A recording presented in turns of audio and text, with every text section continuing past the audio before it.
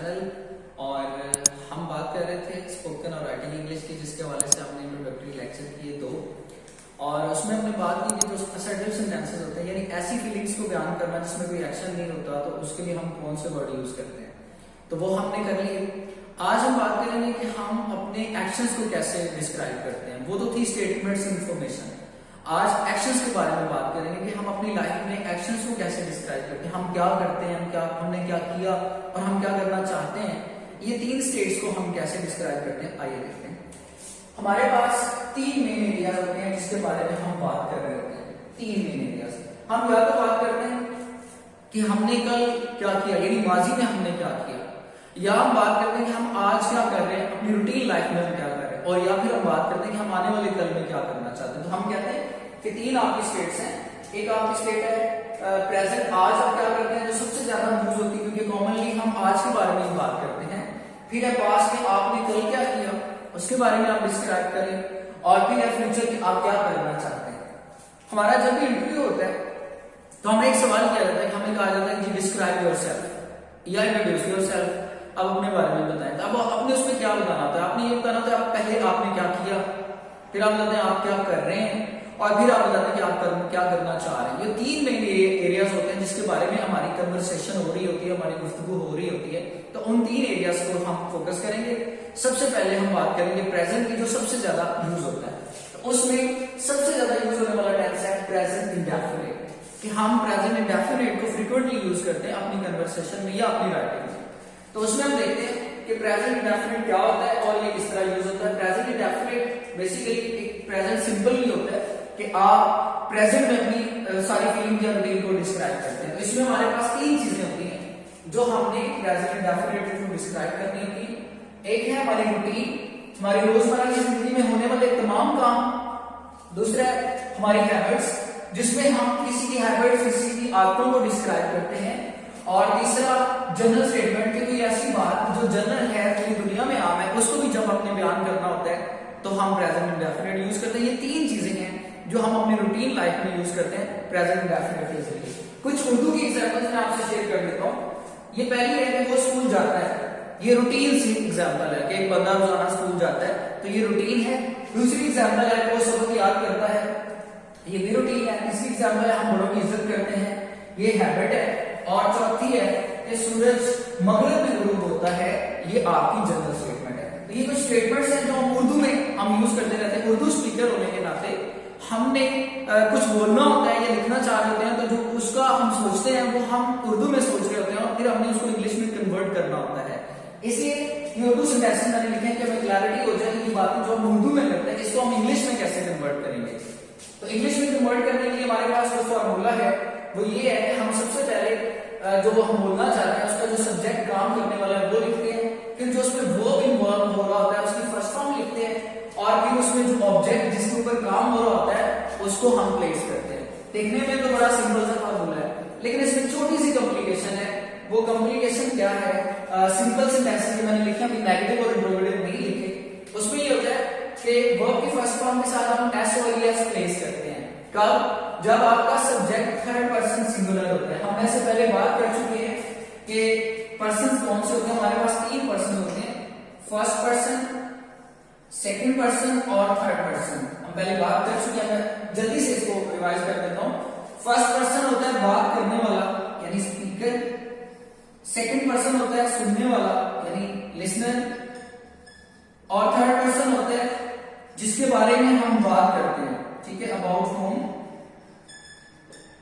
We talk, जिसके बारे में हम बात कर रहे थे, जिस चीज के बारे में बात कर रहे थे, वो थर्ड पर्सन होती है। स्पीकर जो होता है फर्स्ट पर्सन प्रोनाउंस में आई और वी होता है, हम बात प्रोनाउन की करते हैं। सेकंड पर्सन में यू होता है, और थर्ड पर्सन में इन के अलावा बाकी सारे होते हैं। अब हमने किसके साथ ऐसा रिलेस लगाना है, इसमें हम 2 कैटेगरीज कर रहे हैं, सिंगुलर, थर्ड पर्सन में सिंगुलर और प्लूरल। सिंगुलर वाहिद और प्लूरल जमा। आपका जब सब्जेक्ट सिंगुलर होगा, वाहिद होगा, एक होगा, तो तब आप एस और यस लगाएंगे, जब एक से ज्यादा होगा तब नहीं लगाएंगे। तो चलते हैं, देखते हैं ट्रांसलेशन की तरफ। अब पहला हमारा सेंटेंस है वो स्कूल जाता है। यहां मैं एक चीज बताता चलूं कि जब आप राइटिंग की कोशिश कर रहे हैं, राइटिंग सीखना चाह रहे हैं, तब भी आपको इन सेंटेंसेस को आइडेंटिफाई करके ट्रांसलेट करना भी आ जाएगा कि हम कैसे ट्रांसलेट करते हैं। उर्दू में अगर आइडेंटिफिकेशन को मैं ऐड करता चलूं तो उर्दू में जो सेंटेंस लास्ट में है के आगे खत्म होता है वो प्रेजेंट का सेंटेंस होता है।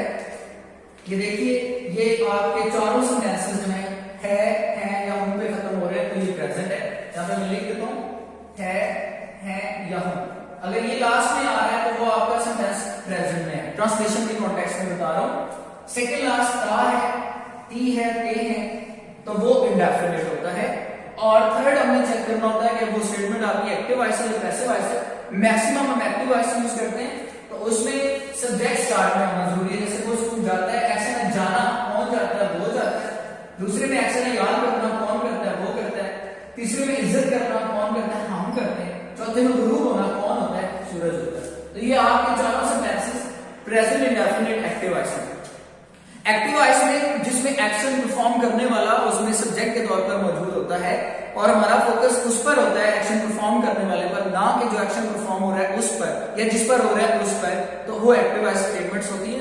हमारी रूटीन में 80% सेंटेंसेस जो हम यूज करते हैं वो एक्टिव वॉइस होते हैं जी। तो अब ट्रांसलेट कर लेते हैं। सबसे पहले हम बात करते हैं फर्स्ट सेंटेंस की कि वो स्कूल जाता है। अब वो स्कूल जाता है, इसका आपका सब्जेक्ट है ही। सब्जेक्ट आपने प्लेस कर दिया। अब आपने वर्ब की फर्स्ट फॉर्म लगानी है। जाना के लिए वर्ब यूज होता है गो, तो यहां पर हमने लिखा गो। अब यहां पर जो हमारा रूल है वो एप्लीकेबल हो गया। रूल क्या था कि अगर आपका सब्जेक्ट थर्ड पर्सन हो सिंगुलर तो हम एस और एस लगाते हैं। अब आपका सब्जेक्ट है यहां पर ही, जो कि फर्स्ट पर्सन आई भी नहीं है, सेकंड पर्सन यू वो भी नहीं है, तो थर्ड पर्सन है और एक है। तो अब हम यहां पर एस और एस लगाएंगे। यहां पर हमने लगाया एस, ठीक। और उसके बाद स्कूल है तो यहां पर हमने लिखा ही गोज टू स्कूल। ये आपका आंसर आ गया। सेकंड है वो सबक याद करता है, तो इसका सब्जेक्ट भी है वो, मतलब कि याद करना, लर्न, ठीक। अब यहां पर भी अगेन वही बात आ गई, वही रूल आ गया कि सब्जेक्ट सिंगुलर है तो यहां पर फर्स्ट फॉर्म आ गई तो उसके साथ एस और एस लगाना है। तो यहां पर हमने लगाया एस और उसके बाद ऑब्जेक्ट है सबक, ही लर्न्स इज लेसन। ये इसकी ट्रांसलेशन होगी। थर्ड है हम बड़ों की इज्जत करते हैं। हम का मतलब है वी, सब्जेक्ट आपका वी, इज्जत करना, फर्स्ट फॉर्म आपने लगानी है रिस्पेक्ट और बड़े मतलब आर एल्डर्स। फाइन। अब यहां पर हमने एस और एस नहीं लगाया, जो आपकी फर्स्ट फॉर्म है वो ऐसे ही रही। उसकी रीजन ये है कि आपका सब्जेक्ट यहां पर प्लूरल है, जमा है और फर्स्ट पर्सन है। उसके बाद सूरज मगरिब में गुरूब होता है। सूरज का मतलब यहां पर हमने लिखा द सन, गुरूब होना सेट इन, और कहां पर the west, the sun set in the west. अब यहां पर भी ये सिंपल सेंटेंस है प्रेजेंट इंडेफिनिट का। फर्स्ट फॉर्म जब भी आपने लगानी है तो आपने सब्जेक्ट को जरूर देख लेना कि आपका सब्जेक्ट फर्स्ट पर्सन है या थर्ड पर्सन है। सन थर्ड पर्सन है और सिंगल है, इसलिए यहां पर हमने एस और एस लगाया, तो ये बन गया the sun sets in the west. ये कुछ सेंटेंसेस है जो हम कॉमनली यूज करते हैं, जैसे कि हम कहते हैं वो स्कूल जाता है, मैं ये करता हूं, आप ये करते हो, वो ये करता है। इसके बारे में बात करते हैं। जनरल फैक्ट्स के बारे में बात करते हैं, जैसे जमीन सूरज के गिर्द घूमती है, सूरज मगरिब में गुरूब होता है, सूरज मशरक से शुरू होता है और वो बड़ों की इज्जत करता है, वो झूठ बोलता है, वो सच बोलता है, वो टाइम पे आता है, वो टाइम पे जाता है। ये सारी बहुत सारी स्टेटमेंट्स प्रेजेंट इंडेफिनिट में ही इन्वॉल्व होती हैं। अब यहां पर एक इंपॉर्टेंट पॉइंट है जो आपके ख्याल में नहीं आना चाहिए, वो ये है कि देखिए जी यहां पर सब्जेक्ट सेम है लेकिन हमने फर्स्ट फॉर्म के साथ एस लगाया। यहां पर भी वही सब्जेक्ट है लेकिन हमने फर्स्ट फॉर्म के साथ एस लगाया। यहां पर एक क्वेश्चन जनरेट होता है कि हमने कहां पर वर्ब की फर्स्ट फॉर्म के साथ एस लगाना है और कहां पर वर्ब की फर्स्ट फॉर्म के साथ एस लगाना है। आइए इस पर भी बात कर लेते हैं।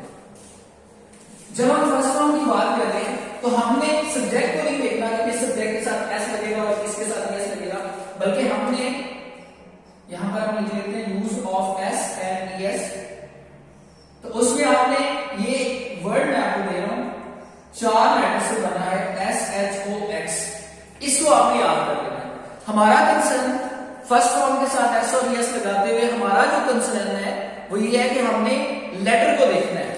देखेंगे लेटर को, तो इसका लास्ट लेटर आ रहा है O और इसका लास्ट लेटर आ रहा है N, ठीक ठीक है, इसका मैं जरा डिफरेंस बता दूं। जब आपका लास्ट लेटर एस, एच, ओ या एक्स हो तो आपने ऐड करना है एस। अब यहां पर लास्ट लेटर ओ था तो हमने इसके साथ किया ई एस ऐड, फाइन। और जब इसके अलावा कोई और हो तो हमने सिंपल एस लगाना। अब यहां पर एम था जो इस कैटेगरी में फॉल नहीं करता तो हमने लगाया एस। यहां पर एक और चीज बताऊं हूं आपको, एक वर्ड है जैसे हमारे पास फ्लाई, फ्लाई में लास्ट में वाई है, जब लास्ट में वाई आ जाए तो वाई को मूव करके आई एस लगाते हैं तो वो बन जाता है फ्लाइज, ठीक है। जैसे जहाज होता है, द एरोप्लेन फ्लाइज, मक्खी उड़ती है तो बी फ्लाइज, ठीक है। अब यहां पर एक और इंपॉर्टेंट इंफॉर्मेशन आपसे शेयर करता चलूं कि अगर हमारे पास आ जाता है ये वाला रूल तो फिर प्लेन जो है वो उसके साथ आइए एस लगाकर प्लेस क्यों नहीं बनाते। यहां पर देखिए वाई से पहले कॉन्सोनेंट आ रहा है ए और यहां पर वाई से पहले एल आ रहा है, ये फर्क है।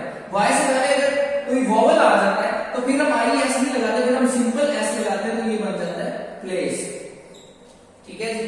तो ये था कि सिंपल यूज आपने सेंटेंसेस का किस तरह करना है प्रेजेंट इंडेफिनिट में। मैं आपको सिंपल से थोड़ा डिस्क्राइब करूंगा ताकि आप उसको डाइजेस्ट कर सकें और सीख सकें। तो हमने बात की, अब मैं इसको रिलेट कर दूं आपकी कन्वर्सेशन के साथ।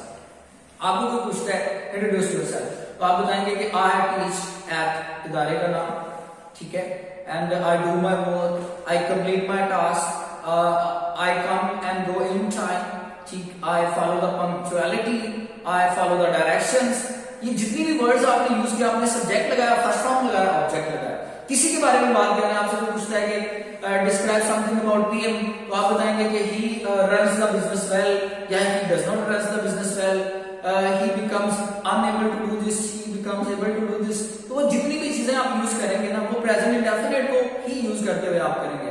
तो अभी हमने सिर्फ बात की है सिंपल सेंटेंसेस की कि आपने सिंपल कैसे बोलना है, फिर इसके बाद बात आएगी कि आपने नेगेटिव कैसे बोलना है और इंट्रोगेटिव क्वेश्चन पूछना है किसी से, मतलब क्या आप स्कूल जाते हो, do you go to school, तो ये इंट्रोगेटिव हो गया। इसके बारे में हम कल वाले लेक्चर में इंशाल्लाह बात करेंगे। तो आज का हमारा टॉपिक था प्रेजेंट इंडेफिनिट। सबसे पहले हमने बात की कि वर्ब वाले सेंटेंसेस को हमने कैसे डिस्क्राइब करना है, उसमें हमने प्रेजेंट इंडेफिनिट की बात की, सिंपल की, हमने ऐसा वेरिएस की बात की और इसके स्पोकन में यूजेज आपको बताया और ट्रांसलेशन में यूजेज इसका बताया। ये था हमारा आज का टॉपिक। उम्मीद है आपको इससे बहुत फायदा होगा। अपनी कीमती राय से हमें जरूर आगाह कीजिएगा। कल इंशाल्लाह हम इसके नेगेटिव और इंट्रोगेटिव को जरूर करेंगे। अपनी दुआ में याद रखें।